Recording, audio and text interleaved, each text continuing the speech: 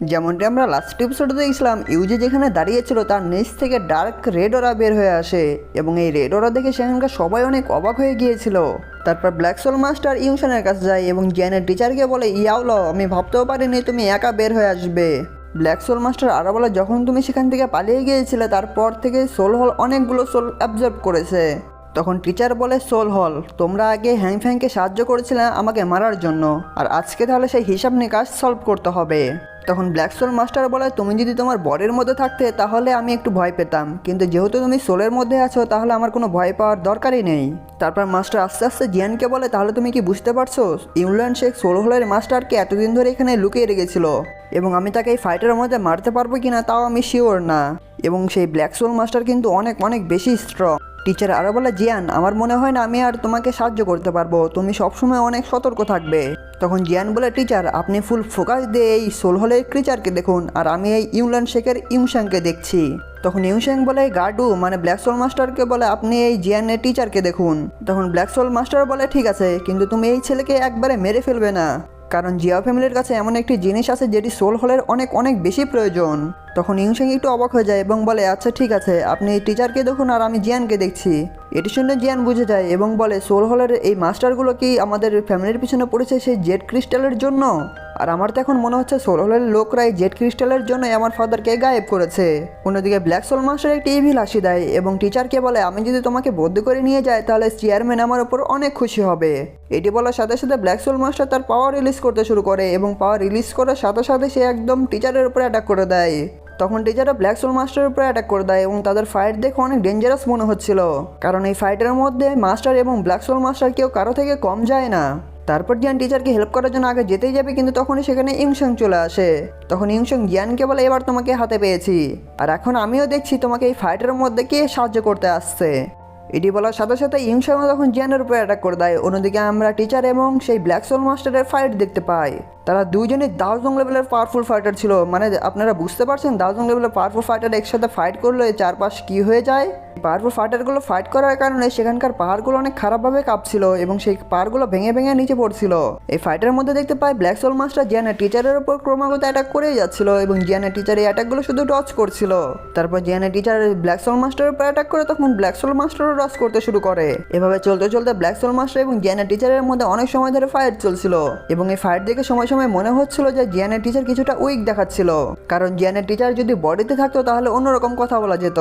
তারপর black soul master তার হাতের দিয়ে জিয়ানের টিচারের উপর অ্যাটাক করতে যাবে, কিন্তু তখনই জিয়ানের টিচার তার বোন চিলিং ফ্লেম দিয়ে একটি শিল্ড তৈরি করে ফেলে। তখন ব্ল্যাক সোল মাস্টারও বলে, এর আগে যখন আমরা অ্যাটাক করেছিলাম তখন তোমার হ্যামেলি ফ্লেমের কারণে তুমি বেঁচে গিয়েছিলে। জিয়ানের টিচার বলে, সোল হল সোল বডিগুলোকে নিয়ে যা যা কাজ করছে সেটি কখনোই ঠিক না, আর এই কারণে একদিন না একদিন এর ফল ভোগ করতেই হবে। আর আজকে যদি তুমি তোমার ফুল পাওয়ার না দেখাতে পারো তাহলে ইংল্যান্ড শেখের মধ্যে তোমাকে সমাধি দিয়ে দিব। টিচারের এরকম কথা শুনে ব্ল্যাক সোল মাস্টার ইভিল হাসি আসে এবং বলে, তোমার মতো সোল বডি আমাকে মারবে? তুমি শুধু ঘুমিয়ে ঘুমিয়ে স্বপ্ন দেখো। আর এটি বলার সাথে সাথে ব্ল্যাক সোল মাস্টার তার তরবারি দিয়ে সেই শিল্ডের ওপর এমন জোরে অ্যাটাক করে সেই শিল্ডকে ভেঙেই ফেলে।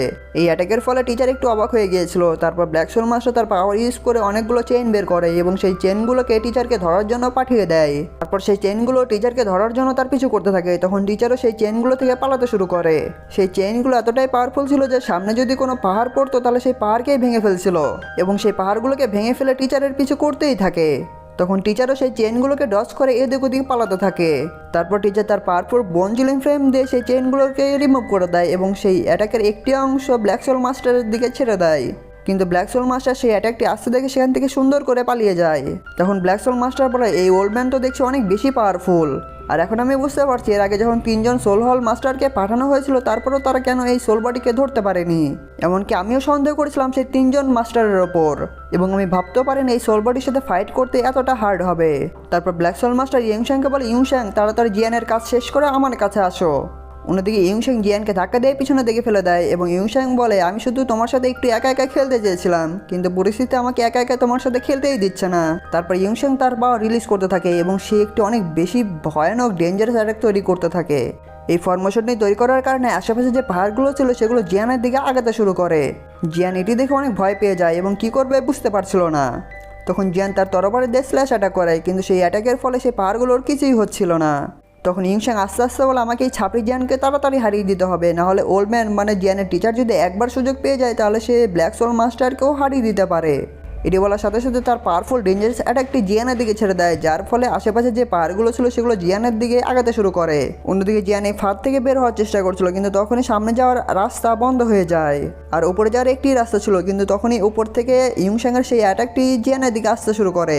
জিয়ান যখন দেখতে পায় সেই পাওয়ারফুল ডেঞ্জারাস অ্যাটাকটি তার দিকে আসে, তখন সে অনেক স্পিডে একটি ফরমেশন তৈরি করতে থাকে। তারপর ইউংশ্যাংয়ের সেই পাওয়ারফুল অ্যাটাক জিয়ানকে সে পাহাড়ের মধ্যে আটকে ফেলে, কিন্তু ততক্ষণে জিয়ানের সেই পাওয়ারফুল অ্যাটাকটি তৈরি হয়ে গিয়েছিল। তখন জিয়ান বলে মাউন্টিং ওপেনিং সিল, এটি বলার সাথে সাথে এমন একটি অ্যাটাক করে সেখানকার পাহাড় একদম চূর্ণ বিচূর্ণ হয়ে যায়।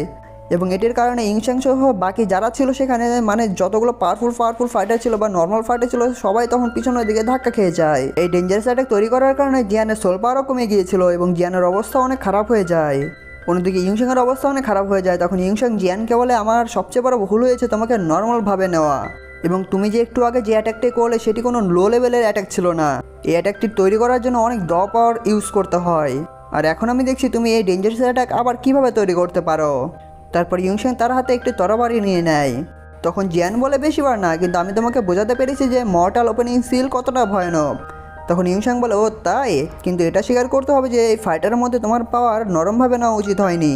আর তুমি কি ভাবছো তুমি এই অ্যাটাক দেখি আবার আমার উপর অ্যাটাক করতে পারবে? তুমি দেখছি এখনও তোমার স্বপ্নের মধ্যেই আছো।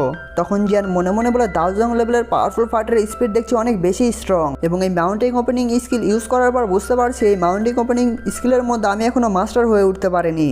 আর এখন ওয়ান পাঞ্চে ইউংশ্যাংকে হারানো অনেকটা অসম্ভব হয়ে গিয়েছে। আর এখন আমার মনে হচ্ছে না যে দাউজং লেভেলের ইউংশ্যাংয়ের সাথে আমি দাঁড়াতে পারবো। জিয়ান আরও বলে আইস এমব্রায়ার এবং বাকি সবরা এই ফাইটের মধ্যে যতক্ষণ পর্যন্ত না একটি সুযোগ পাচ্ছে ততক্ষণ পর্যন্ত আমি ফাইট করেই যাব। তারপর জিয়ান একটি পিল খেয়ে ফেলে এবং ফাইট করার জন্য একদম রেডি হয়ে যায়। তখন ইউংশ্যাং এটি দেখে অনেক অবাক হয়ে যায়। তখন ইউংশ্যাং বলে তুমি আজকে শেষ। এটি বলার সাথে সাথে ইউংশ্যাং জিয়ানের উপরে অ্যাটাক করে দেয়। তারপরে ইউংশ্যাং জিয়ানকে একেবারে মেরে ফেলতেই যাচ্ছিল, কিন্তু তখনই জিয়ান একটুর জন্য বেঁচে গিয়েছিল। তারপর ইউংশ্যাং আবার পিছনের দিকে ফিরে যায় এবং অনেক স্পিডে গিয়ে জিয়ানের উপর আবার অ্যাটাক করতে আসে, কিন্তু জিয়ান এবারও একটুর জন্য বেঁচে যায়। তখন জিয়ান বলে আর না, এবং এটি বলার পর জিয়ান একটি পিল খেয়ে ফেলে। পিলটি খাওয়ার পর জিয়ান অনেকগুলো এনার্জি দিয়ে একটি জিনিস তৈরি করতে থাকে, এবং আপনারা বুঝতেই পারছেন এই জিনিসটি কী তৈরি করছে। এবং এটি আর কিছু না, এটি হলো আমাদের অ্যাংরি বুদ্ধা লোটাস। কিন্তু এই অ্যাংরি বুদ্ধা লোটাস আগের চেয়ে অনেক বেশি পাওয়ারফুল হবে, কারণ জিয়ানের টিচার জিয়ানকে এর আগে একবার বোন চিলিং ফ্লেম দিয়েছিল, এবং টিচার জিয়ানকে বলেছিল যখন সোল হলের লোক তোমার উপর অ্যাটাক করতে আসবে তখন আমি তোমাকে সাহায্য করতে পারবো না, তখন তুমি এই বোন চিলিং ফ্লেম ইউজ করবে। তারপর আমরা আবার রিয়েল অর্ডার দেখতে পাই, এবং জিয়ান এই 3D ফ্লেম দিয়ে অনেক powerful dangerous angry Buddha lotus create করছিল। তখন ইউংশ্যাংকে দেখে এটি বোঝা যায় এটি কী তৈরি করছে। তখন ইউংশ্যাং বলে তুমি আবার এই জিনিসটি তৈরি করছো। তারপর ইউংশ্যাং জিয়ানের পিছু করতে শুরু করে যাতে জিয়ান এই অ্যাংরি বুদ্ধা লোটাস ক্রিয়েট করতে না পারে। তখন জিয়ান অ্যাংরি বুদ্ধা লোটাস ক্রিয়েট করার জন্য ইউংশ্যাংয়ের হাত থেকে পালাতে শুরু করে। জিয়ান পালানোর সাথে সাথে জিয়ান তার অরার একটি অংশ ইউংশ্যাংয়ের দিকে ছেড়ে দেয়, এবং ইউংশ্যাংয়ের হাতে যখন সেই অরাটি লেগে যায় তখন সেখানে অনেক বড় ব্লাস্ট হয়, এবং এই অরার ব্লাস্টের কারণে ইউংশ্যাং পিছনের দিকে ধাক্কা খায়। তারপর ইউংশ্যাং আবার উঠে দাঁড়ায় এবং জিয়ানের পিছু করতে শুরু করে। অন্যদিকে জিয়ান ইউংশ্যাংয়ের হাত থেকে পালিয়ে যাচ্ছিল, কিন্তু জিয়ান অ্যাংরি বুদ্ধা লোটাস ক্রিয়েট করার সাথে সাথে ইউংশ্যাং যাতে তার কাছে পৌঁছাতে না পারে তার জন্য পিছনের দিকে অনেকগুলো অ্যাটাক তৈরি করতে থাকে। তারপর ইউংশ্যাং আরও স্পিডে গিয়ে জিয়ানের একদম কাছে চলে যায়, কিন্তু তখনই জিয়ান তার স্পেস স্টোরিং রিংয়ের মধ্যে থাকা অনেকগুলো ইনগ্রিডিয়েন্ট ইউংশ্যাংয়ের উপরে ছেড়ে দেয়। তখন ইউংশ্যাং একটু বুদ্ধি ইউজ করে, সে সেই দিক দিয়ে না গিয়ে অন্য দিক দিয়ে জিয়ানের পিছু করতে শুরু করে। ইউংশ্যাং তখনও জিয়ানের দিকেই যাচ্ছিল, কিন্তু অন্যদিকে জিয়ানের অ্যাংরি বুদ্ধা লোটাস ক্রিয়েট হয়ে গিয়েছিল। তখন জিয়ান অ্যাংরি বুদ্ধা লোটাস নিয়ে বলে 3 বছর আগের প্রতিশোধ আজকে তোমার কাছ থেকে নিয়েই ছাড়বো।